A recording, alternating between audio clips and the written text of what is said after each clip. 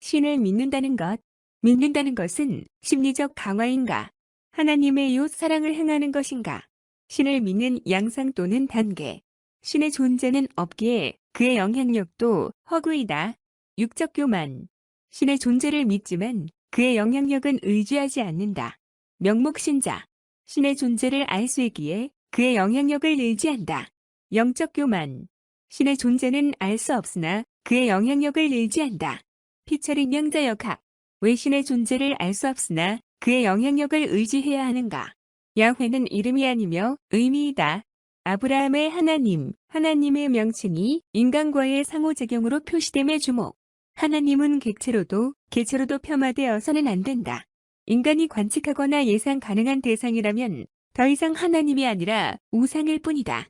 하나님은 자신의 존재 여부를 아는 것에 그다지 관심이 없다.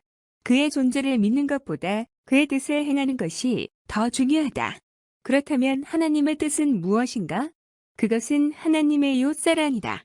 결론적으로 하나님은 기독교만을 대표하는 신이 아니다. 야훼는 이름이 아니며 의미이다. 모세가 하나님께 아뢰되 내가 이스라엘 자손에게 가서 이르기를 너희의 조상의 하나님이 나를 너희에게 보내셨다 하면 그들이 내게 묻기를 그의 이름이 무엇이냐 하리니 내가 무엇이라고 그들에게 말하리이까. 하나님이 모세에게 이르시되 나는 스스로 있는 자이니라. 또 이르시되 너는 이스라엘 자손에게 이같이 이르기를 스스로 있는 자가 나를 너희에게 보내셨다 하라. 하나님이 또 모세에게 이르시되 너는 이스라엘 자손에게 이같이 이르기를 너희 조상의 하나님 여호와 곧 아브라함의 하나님, 이삭의 하나님, 야곱의 하나님께서 나를 너희에게 보내셨다 하라. 이는 나의 영원한 이름이여 대대로 기억할 나의 칭혼이라. 출애굽기 3장 13절에서 15절. 모세는 이름을 묻지만 하나님은 아브라함의 하나님, 이삭의 하나님, 야곱의 하나님이라는 인간과의 관계성에 초점을 두어 말씀하신다. 하나님은 관계 안에서 의미가 성립하시는 분. 간단히 말해 인간이 멸종한다면 종교의 의미는 사라질 것이다. 하나님은 객체로도 개체로도 폄하되어서는 안 된다. 인간이 관측하거나 예상 가능한 대상이라면 더 이상 하나님이 아니라 우상일 뿐이다. 저 차원의 존재가 고 차원의 존재를 대상으로 파악할 수 없으며 다만 흔적을 느낄 뿐이다. 단수나 복수의 개념 역시 인간의 차원에서의 언어일 뿐이다. 즉, 성서의 하나님을 마치 한 분의 개체처럼 묘사되는 것은 인간을 위한 성육신적 문학적 표현일 뿐, 그것을 문자적으로 과학적 사실처럼 받아들이면 영적 교만과 종교적 우상화에 빠질 것이다. 하나님은 자신의 존재 여부를 아는 것에 그다지 관심이 없다. 나더러 주여 주여 하는 자마다 다 천국에 들어갈 것이 아니요 다만 하늘에 계신 내 아버지의 뜻대로 행하는 자라야 들어가리라. 마태복음 7장 21절. 그의 존재를 알고 입으로 시인하는 것보다 그의 뜻을 행하는 것이 더 중요하다.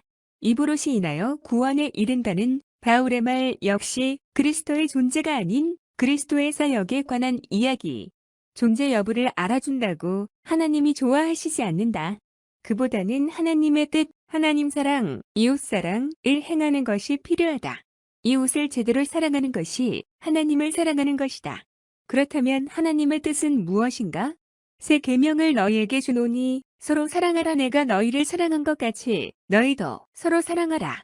너희가 서로 사랑하면 이로써 모든 사람이 너희가 내 제자인 줄 알리라. 요한복음 13장 34절에서 35절.